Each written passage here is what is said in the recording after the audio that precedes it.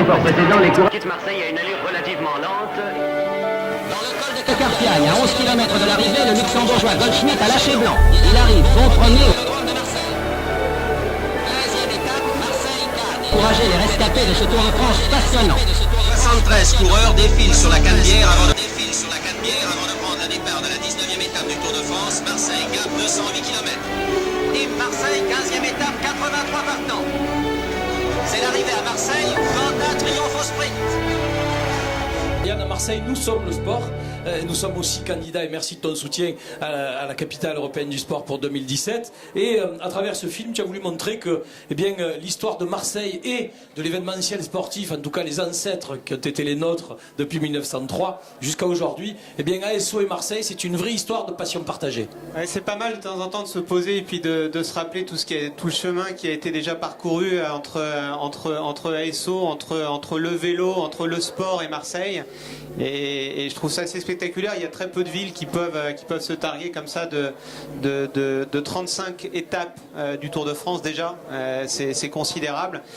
Et puis le Dakar, il était là. Moi je me rappelle, j'étais là au même endroit ici même. En fait, c'était un peu plus loin. Et c'était une grande nouveauté aussi. Pour la première fois, on avait fait un parcours avec un espèce de prologue. On avait fait des hoops pour ceux qui étaient là. Et les pilotes, il y avait un jeune prodige japonais qui s'appelle Masioka qui essayait de challenger le vétéran qui était Shinozuka. Il allait tellement vite, il avait fait des sauts de 10 mètres. J'exagère un tout petit peu, mais si on peut se permettre. Et en tout état de cause, le manager avait eu très peur, mais c'était un grand souvenir.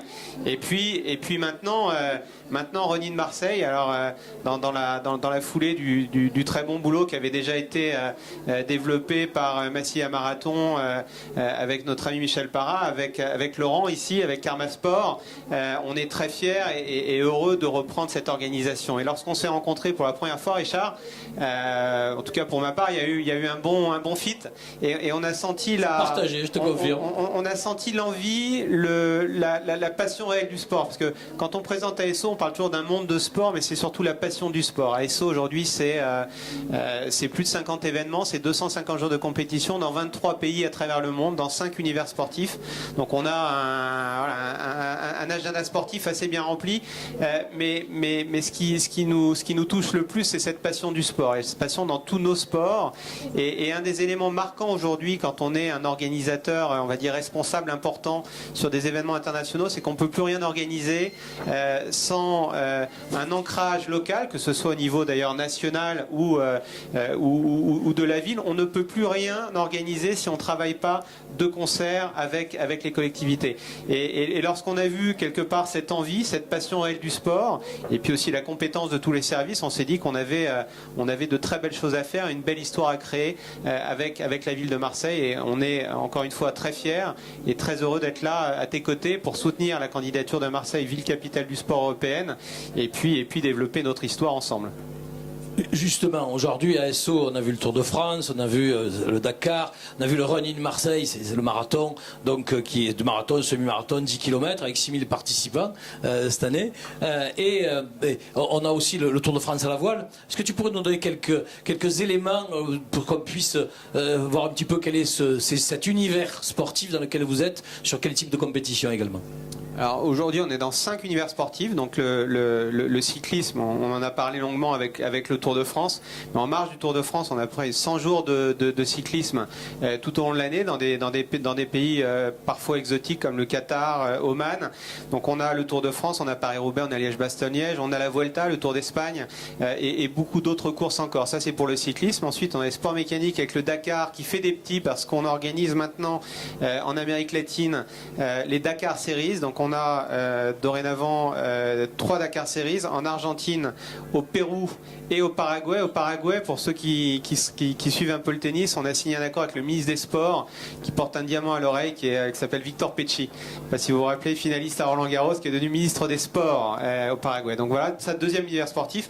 Troisième univers sportif qui est celui véritablement sur lequel on concentre un maximum d'efforts, c'est ce qu'on appelle dans notre jargon tout ce qui est mass events, les épreuves de masse. Et c'est le sport pour tous. Et le sport pour tous, aujourd'hui, je sais que la ville de Marseille est extrêmement sensible sensible à ça, et ce que l'on tente de faire ensemble et de faire grandir ce Running Marseille pour passer les étapes les unes après les autres, c'est quelque chose auquel on croit énormément, et dans toutes ces pratiques, c'est-à-dire que ça va du marathon au semi-marathon, au 10 km, mais aussi sur des courses un petit peu plus fun pour les jeunes, et c'est comme ça qu'on a créé une nouvelle marque qui s'appelle The Mud Day. Mud, c'est M-U-D pour la boue, et en fait ce sont des parcours du combattant ludiques inspirés des États-Unis. On a eu cette année à Paris plus de 23 000 participants, et on aura plus de 60 000 participants tout au long de l'année cette année. Donc gros focus sur tout ce qui est épreuve de masse, avec bien évidemment aussi le cyclisme et le VTT, les cyclosportives adossées à nos épreuves. Et enfin, les deux derniers univers que sont le golf, où là encore la relation, parce que dans le sport tout est question aussi de relations et de confiance et de travail d'équipe. Et sur le golf, en fait, on est une des premières sociétés à avoir passé un partenariat avec une fédération nationale, la Fédération française de golf, qui a versé toutes ses activités dans une entreprise, et nous on a pris la majorité de cette société, et on organise dorénavant pour la Fédération française de golf tous ces événements golfiques tout au long de l'année. Et enfin, le tout dernier univers, on en parlait tout à l'heure, c'était la voile, avec la reprise du Tour de France à la voile il y a maintenant 3 ans. Année charnière cette année, parce qu'il a fallu se réinventer, on change le format, on passe sur multicoque, et le Tour de France est arrivé pas très loin de Marseille, à Nice l'année dernière, mais à Marseille l'année précédente. On espère qu'en tout cas on va voir Didier Réau pour qu'on ait bientôt de nouveau ici chez nous. Bien. On a jeudi et vendredi un colloque à Marseille, un forum, le premier forum euro-méditerranéen, sport et territoire, où résolument la ville de Marseille a choisi, et c'est la mission que nous a donnée le maire de Marseille, de développer l'attractivité de notre territoire, et nous considérons à travers cette candidature 2017, pour nous, bien que le sport est un des facteurs de levier de territoire, parmi la culture, parmi d'autres facteurs de levier de territoire et de développement de ce territoire. Et nous avons choisi comme objectif, on en a 3, on a le développement économique, bien sûr, on a la partie de cohésion sociale, l'événementiel à l'intérieur, mais surtout la partie de cohésion sociale, et troisième volet, la rénovation de l'ensemble de nos équipements sportifs, en tout cas ceux qui en ont besoin, et contrairement à ce qu'on paye, ils ne sont pas si nombreux que ça, et de créer de nouveaux équipements sportifs. Puis il y a un volet donc qui apparaît dans tout ça pour 2017, qui est justement ce volet événementiel. Moi, je voudrais avoir un peu ton recul, ton analyse, si c'est possible, sur en quoi le volet événementiel, partie internationale, peut-être, selon toi, un facteur de levier de développement du territoire, notamment en termes d'image, bien évidemment. Les qualités de la ville de Marseille sont plus qu'évidentes. Si on raisonne au niveau international, le rayonnement le rayonnement de Marseille à l'international au travers des grands événements sportifs est évidemment un succès garanti. Quand on voit tous les atouts de la ville de Marseille, c'est quelque chose qui me paraît extrêmement clair. Après, si on veut installer ça dans la durée, il faut que sur la ville de Marseille même, le sport se développe et que cette énergie, elle soit bien là et mise en œuvre au service du sport. Et je suis arrivé un peu tôt ce matin, on est allé déjeuner sur la corniche avec Laurent. À l'heure du déjeuner, tout le monde était en train de courir et il faisait pas, pour une fois, un temps magnifique, mais pour autant les gens étaient en train de courir le long de la corniche. Donc on voit bien que cette ville elle respire le sport. Et je crois que si vous voulez continuer à accélérer, lancer cette dynamique, il faut que tout au long de l'année il y ait des événements de référence, au niveau international, parce qu'encore une fois, si on arrive à faire grandir ce marathon, ce Running Marseille, les gens vont venir de toute l'Europe pour créer cette course-là. Si on a la bonne date, la destination est quelque chose qui est le plus important dans tous ces événements. On a fait pas mal d'études ces derniers temps pour regarder quelles sont les motivations premières des coureurs à un marathon. Eh bien, la condition la plus importante, c'est d'abord et avant tout la destination. On choisit la destination. Après, parcours plus ou moins rapide, c'est une autre histoire. Ce qui motive les gens dans un premier temps, c'est la destination, et Dieu sait si la destination de Marseille est une belle destination. Laurent, juste quelques mots par rapport au marathon, même plus si tu veux. Il me semble qu'il y avait un certain nombre de nationalités représentées déjà sur celui-ci, sur cette épreuve-là. J'ai plus en tête le chiffre. Il y avait une cinquantaine Ouais, c'est bon. Il y avait une cinquantaine de nationalités représentées sur le Running Marseille cette année, là, ce qui est preuve en fait de l'attractivité du territoire, je pense. c'est aussi un facteur de développement économique puisque, par exemple, tous ceux qui sont venus de l'extérieur de notre territoire, pour prendre cette épreuve-là, mais il y en a d'autres, écoutez, ils viennent dans des hôtels, ils viennent souvent en famille, ils viennent partager ou entre amis avec des clubs. Donc c'est intéressant parce qu'on s'aperçoit que le sport, pas seulement, mais aussi à travers les matchs de Ligue 1, comme nous avons. Vous savez, dimanche, j'étais chez des amis et il y avait quelqu'un de la famille qui était de Lyon. Il m'a dit, mais moi je suis abonné au stade. Et je dis, mais attends, tu viens de Lyon pour voir le match de foot? Alors il m'a dit, ben oui, régulièrement, je viens de Lyon pour voir le match de foot. Et il y a des gens comme ça qui viennent d'Auxerre, il paraît, en bus, et de la France entière. Alors eux, ils font l'aller-retour, mais déjà, c'est aussi de la consommation. Puis il y a des gens qui viennent dans le cadre de l'Euro 2016. On avait une réunion cet après-midi pour commencer à penser à l'organisation de l'Euro 2016, bien là aussi on accueille des gens qui viennent plusieurs jours, seuls, entre amis, en famille, et qui dépensent, et qui sur un territoire, mais ça favorise le développement économique de ce territoire, avec une certaine somme selon les sports et selon les types de sports, bien développé. On a ensemble développé aussi, et merci, le triathlon. Le triathlon est également aussi un sport qui peut apparaître confidentiel, mais à Marseille, l'an dernier, nous étions, parce que j'y étais, nous étions 1 millier, cette année, ils étaient, j'y étais pas, un peu plus de 1000. Et là aussi, c'est un sport CSP+, on va dire, c'est-à-dire de gens qui dépensent, et ça aussi, ça rentre en compte, et qui viennent en famille passer une petite semaine, quelques jours, et c'est intéressant puisque c'est aussi à des périodes où nous on positionne, par exemple, ce triathlon, on l'a positionné fin juillet, parce que c'est une période intéressante pour nous en matière d'attractivité touristique. C'est la période où on a un petit creux et on veut vraiment, à ce moment-là, montrer notre ville avec des atouts différents, comme on l'a fait pour le Tour de France, avec les somptueuses images qui ont, elles aussi, favorisé le développement de l'attractivité de notre territoire. Un des points forts, nous, que l'on met souvent en avance dans nos organisations, c'est ce caractère hors stade. Alors j'adore le foot et bravo, parce qu'en ce moment vous avez Marseille est en tête du championnat et c'est très beau, c'est très bien, mais à côté de ça, nous on est vraiment sur tout ce qui est hors stade, et quand on est hors stade, on peut encore plus facilement quelque part montrer tous les atouts de votre ville, et je crois qu'il ne faut pas s'en priver, et les retours sur investissement qui sont directs sur simplement les dépenses en hôtel, en nuitée, en restaurant, sur ces événements comme ça sont majeurs, parce que quand un triathlète vient, par exemple, il est souvent accompagné de 2 personnes, et il vient sur 3-4 jours, parce qu'il il y a tout un tas de préparatifs avant, etc. Donc ce sont de très belles opérations, y compris financières. ASO, en termes d'entreprise, c'est quoi? Je n'ai pas du tout de chiffre en tête. Je sais pas ce que ça représente. Ça reste une moyenne entreprise. On est 250 collaborateurs. 250 collaborateurs. Par contre, ce sont des organisations bien évidemment qui gonflent de façon très importante au moment du Tour de France, au moment du Dakar. Et puis, c'est aussi une croissance maîtrisée parce qu'elle s'appuie justement sur des partenariats locaux très forts dans chacun des pays et chacune des villes. Et l'association que l'on a mis en place, par exemple avec Karma Sport, sur Marseille, nous permet de voir et d'avoir d'ores et déjà beaucoup de projets dont j'espère qu'on pourra te parler bientôt, mais des vrais beaux projets qui vont dans le sens justement de cette politique du sport pour tous à Marseille, et pas seulement pour les pratiquants réguliers, parce que j'ai vraiment le sentiment que les choses sont en train de bouger. C'est-à-dire que, je sais pas si c'est parce que je vieillis que je dois faire un peu plus attention qu'avant, mais j'ai l'impression que les gens font plus de sport qu'avant. Et souvent, il suffit de pas grand-chose pour leur mettre le pied à l'étrier. C'est-à-dire que s'ils commencent ne serait-ce qu'à courir 5 km, après peut-être que l'année d'après ils en courront 10, et peut-être qu'un jour un semi, etc. Dans le cadre de la capitale européenne du sport, si bien sûr nous avons ce label, ce titre, puisque la différence entre le titre et le label, c'est que le label on vous l'attribue automatiquement si vous avez des critères, alors que le titre on est en compétition.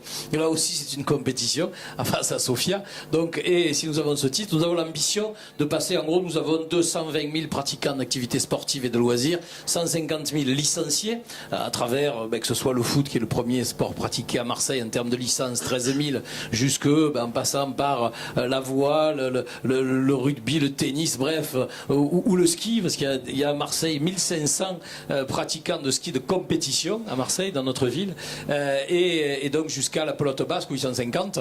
Eh bien, à travers ces disciplines sportives, nous avons la volonté de développer le sport pour essayer d'atteindre 300 000 pratiquants. Donc c'est un objectif qu'on s'est fixé. Aujourd'hui, ça fait à peu près le quart de la population. C'est de le monter un petit peu. Alors, pratiquant de sport, ça ne veut pas dire pratiquant de compétition. Ça veut dire, on a une super image de gamins là qui font du judo, mais ça veut dire aussi avoir des réponses adaptées en ce qui nous concerne, et ça fait partie de du volet cohésion sociale de notre dossier. Ça veut dire avoir des réponses adaptées au public féminin. On a mis en place à Marseille depuis quelques années, au mois de juin, une quinzaine du sport féminin où on retrouve à la fois des éléments de sport de très haut niveau avec un tournoi, un Open de tennis qui se déroule chaque année, qui est le 5e plus gros tournoi en France, donc en termes de classement. Mais on a aussi la Marseillaise des femmes, qui est une course à pied bien connue, où nous avons 3500 participantes de mémoire. Nous avons des concours de boules, nous avons du beach volley, enfin bref, et même du football et du rugby, où là nous mettons en exergue le sport féminin. Puis à côté, nous devons aussi répondre aux attentes du sport un peu moins organisé, un peu moins pour ceux qui, par exemple, des seniors autonomes, qui sont un public auquel il faut qu'on commence à s'intéresser, puisqu'en France, par exemple, c'est de la responsabilité. On s'éloigne, bien sûr, du sport de compétition. Ça, on a souvent regardé la marche nordique, notamment. En termes de santé, par exemple, vous avez en France 4000 décès par an dû à des chutes. Eh bien, on a rencontré récemment Christophe Pina, qui a été champion du monde de karaté, qui travaille sur ces problématiques-là de manière scientifique et organisée. Donc on est en train de voir comment pouvoir mettre à travers Monique les jardins publics, ensemble en tout cas, et bien comment on peut arriver à mettre à disposition de nos aînés, mais en tout cas ceux qui sont encore valides, eh bien nous donner une pratique sportive très adaptée une fois par semaine pour les amener justement à des pratiques un peu régulières. Des pratiques régulières aussi pour la santé et aussi pour le bien-être.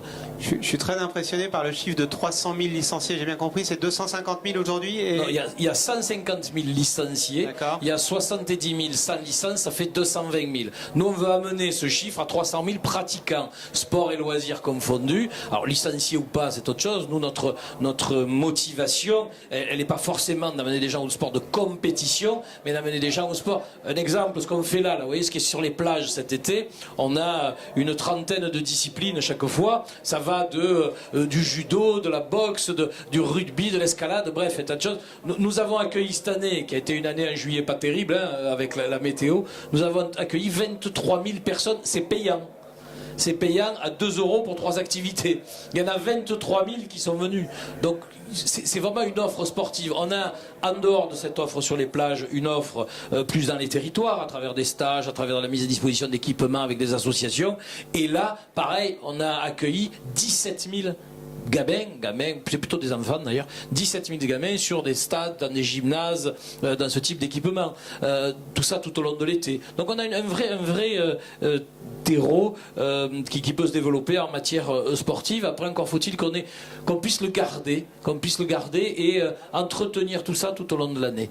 Voilà, on voit dès qu'on installe, nous avons fait sur les plages du Prado, on en a fait un sur les plages du Prado, on en a fait un au parc Athéna, et on va en faire un au parc de Font-Obscur, dont on va changer le nom, Monique. C'est des parcs des sports et des loisirs. Qu'est-ce que c'est qu'un parc des sports et des loisirs? En fait, c'est un espace vert, vous voyez, les plages du Prado, pour ceux qui les connaissent, où on a installé là de quoi jouer aux boules, de quoi faire de l'escalade sur des blocs, de quoi faire du beach volley, du beach soccer, de quoi courir, des équipements pour faire du tai chi, des équipements pour faire de la musculation, de la gymnastique. On a installé tout ça sur toutes les plages. C'est à demeure, c'est ouvert, 7 jours sur 7, 24 heures sur 24. Et les gens viennent soit individuellement, soit en groupe, encadré ou pas, pratiquer une activité sportive de loisir à l'heure qu'ils veulent. On a installé la même chose, c'est quasiment fini parce qu'on a mis un skatepark en plus au parc Athéna, et donc on va lancer les consultations, enfin ce qu'il faut pour le faire de l'autre côté. Donc ça aussi, ça participe à la fois bien sûr de l'attractivité territoire, mais ça participe surtout aussi de la pratique sportive marseillaise.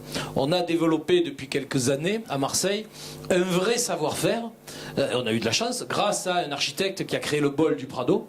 Et on a aujourd'hui des vrais champions et un vrai savoir-faire et surtout des vrais compétiteurs, pas forcément de haut niveau, mais aussi des pratiquants de loisirs en matière de glisse, notamment de glisse urbaine. Tout ce qui est skate, roller, BMX, trottinette. On a vraiment un gros public pour ça, ce qui nous a amené, en complément du bol du Prado, à développer sur ces sites dont je faisais référence des skateparks, mais aussi on a un équipement de première envergure qui, malgré qu'il soit décrié de temps en temps, c'est le Palais Omnisport Marseille Grand Est, où on a 2 patinoires, 3500 m² de glace et on a 3600 m² de glisse, avec des gens qui viennent du monde entier essayer de pratiquer sur ces sites-là parce qu'ils ont des spécificités. On a une des rampes les plus importantes en Europe, en glisse, là, tout en bois pour le skate, le roller, le BMX. On a un espace street, pour ceux qui connaissent, c'est les escaliers, ce genre de choses, les rampes comme les rampes d'escalier. Et puis on a un bol là-bas aussi qui est assez magnifique, qui permet, qui est carrément tout recouvert. Donc ça aussi, c'est des équipements de premier plan qui sont leaders en Europe et où on accueille beaucoup de monde. Voilà, sur ces types d'équipements, à la fois pour des compétitions, mais aussi pour venir s'essayer. Et il y a des champions du monde, des marques qui ont fait venir des champions du monde entier pour faire des séances photos exprès sur ces sites-là, parce que ces sites-là avaient du sens dans le cadre de leur sport. Et on développe aussi, bien par exemple sur la Friche de la Belle de Mai, un lieu de skatepark tout aussi ouvert, alors là, au grand public et aux jeunes et aux gamins. Et nous avons l'ambition, dans le cadre de 2017, c'est une des idées que nous souhaitons développer, de développer un festival des sports et des cultures urbaines à travers l'ensemble des secteurs de la ville de Marseille, qui est une ville très étendue et où nous souhaitons mailler les territoires et organiser une espèce de finale à un moment donné. Ça aussi, c'est toutes des idées qui émergent, c'est toutes des idées qui se développent pour 2017 et nous sommes en appel à projet, on va le dire comme ça, à partir de l'année prochaine, si c'est nous qui sommes retenus. 300, on revient 300 000. Juste sur les chiffres très, très rapidement. 300 000, c'est précisément le nombre de participants qu'ASO aura traité tout au long de l'année, sur toute une année, sur tous nos événements. Donc c'est montrer à quel point la puissance sportive de la ville comme Marseille est importante, parce que 300 000 pratiquants à un moment donné, mais j'ai bien compris qu'ils ne sont pas tous licenciés, c'est quelque chose de considérable. Absolument. C'est Grenoble et Dijon réunis, c'est ça?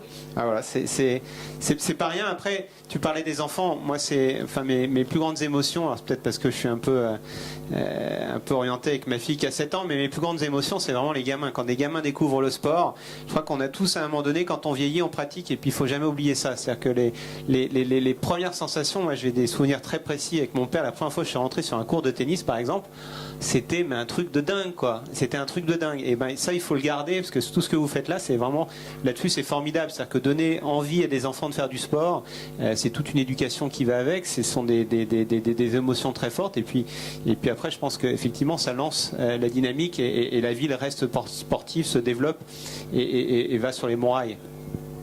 Écoute, merci Yann. ASO sera, je l'espère, un partenaire durable de la ville de Marseille, qui ira bien au-delà de nos 3 modestes personnes, mais aussi sera, j'en suis certain, partenaire pour 2017, puisque nous voulons cette capitale, nous faisons tout ce qu'il faut pour l'avoir. Et mille merci d'être venu partager avec nous ce savoir-faire, cette compétence d'ASO, et surtout nous dire qu'est-ce que c'était ASO et en quoi le partenariat avec la ville était fort. Merci Yann. Merci Richard, bravo.